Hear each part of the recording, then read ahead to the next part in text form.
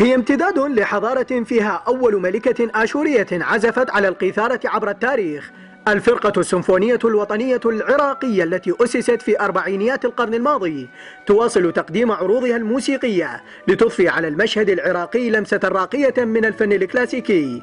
قائد الفرقة السيمفونية الأوركسترا كريم وصفي تحدث لإذاعتنا.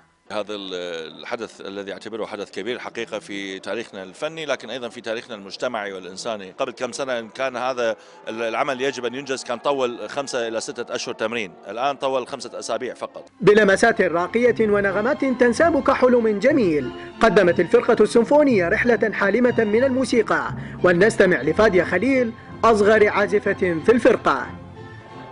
اليوم حنقدم السيمفونية الأولى لمالر، وهي حتكون يعني سيمفونية واحدة لأنه حتكون طويلة، وإحنا تقريبا عددنا 90 واحد أو أكثر يمكن، ويا السيمفونية صار لي هواية ولو أنا صغيرة. كل شهر عندنا كونسرت، نسوي كونسرت، المسرح كله ينملي، فهذا شيء يبشر بخير وكلش حلو. الجمهور الحاضر لا يفوت حفلا يمتد لساعتين تتنوع فيه الموسيقى بين المعزوفات العالمية والتراث العراقي أحيانا. حقيقة استمتعنا كلش هواي، وما شاء الله كان إقبال الجمهور شديد جدا بحيث ما كان أكو مكان حتى نقعد.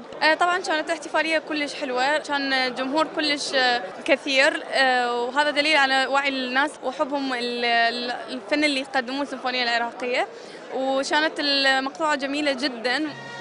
وبقدر ما منحته الفرقة السيمفونية للجمهور من متعة غير متناهية وتحليقات رائعة مع المعزوفات الأوركسترالية الساحرة، إلا أنها تفتقر إلى دعم يوسع نشاطها كمسرح خاص بها لأداء التمارين وتقديم العروض الموسيقية.